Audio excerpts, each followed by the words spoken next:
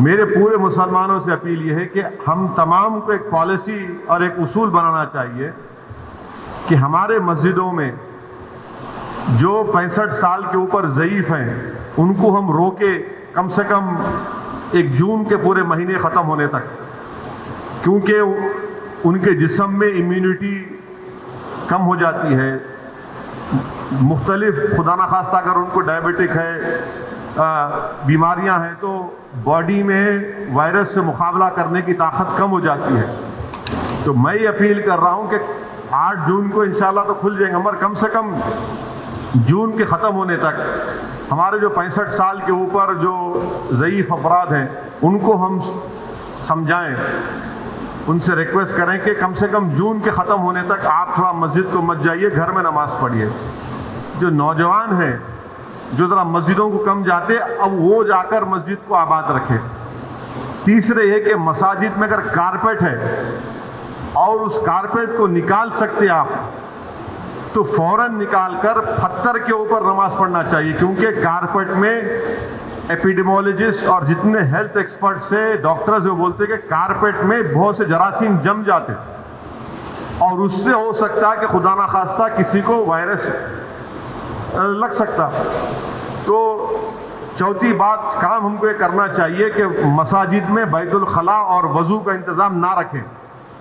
کیونکہ وہ وضو کرتے، کلی کرتے اور پھر آپ آ کے نماز پڑھتے تو لوگ گھر سے ہی اپنے وضو کر آئیں، اور نماز جب پڑھیں گے تو نہیں معلوم مفتی اکرام کو فیصلہ کرنا ہے کہ اگر پوری دنیا میں جہاں جہاں مساجد کھولے گئے، چاہے وہ مسجد نبوی ہو، حرم شریف مکے میں ہو یا ٹرکی ہو یا دوسرے مقامات پر، ہمیشہ کی طرح جو کھندے سے کھندا ملا کر سب بنتی تھی ویسا نہیں بن رہی اب۔ تو کیا مفتی اکرام یہ فیصلہ دے سکتے پورے ملک میں کہ بھائی جب 8 تاریخ سے مساجد کھولے جائیں گے تو سوشل ڈسٹینسنگ کو برقرار رکھتے ہوئے ہم سب بندی کریں نماز کی؟ یہ ہمارے مفتیوں کو سوچنا پڑے گا کہ کتنا یہ کر سکتے کیا، کیونکہ مختلف ممالک میں ہو رہا ہے۔ تو میں تو گزارش کروں گا ہمارے علماء سے کہ وہ بھی اس کا فیصلہ کر لیں، مگر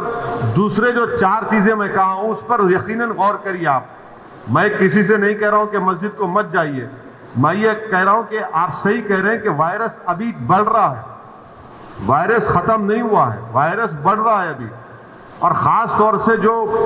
ہمارے 65 سال کے اوپر کے جو لوگ ہیں اور جو لوگ مختلف امراض کے شکار ہیں، جس کو کڈنی کی بیماری ہے، ہارٹ کی ہے، لنگز کی ہے، ڈائبٹک ہیں، ان کو تو اور احتیاط کرنے کی ضرورت ہے،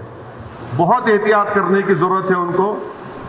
کیونکہ ان کی جان کو بچانے کا ہے۔ یقیناً ہم کو ایک روحانی اور قلبی سکون ملتا ہے جب ہم اللہ کے گھر میں جا کر سر سجود ہوتے ہیں، مگر اسلام کی اہم تعلیمات بھی ہے کہ جان بچائیے، اور اگر خدا نہ خواستہ کسی کو یہ وائرس ہوتا ہے تو پھر ان کے گھر والوں کو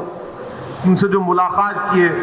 پھر ایک نیا سلسلہ شروع ہوتا ہے ٹریسنگ کا، پرائمری کانٹیکٹ کون تھے، سیکنڈری کانٹیکٹ کون تھے۔ یہ میرے احساسات ہیں، اور یہ اسی وقت ہوگا جب ہمارے تمام مفتی اکرام چاہے وہ کسی بھی مکتب فکر کے ہوں، وہ اس کا ایک اجتماعی طور پر نوٹ لے کر سب کو بتائیں۔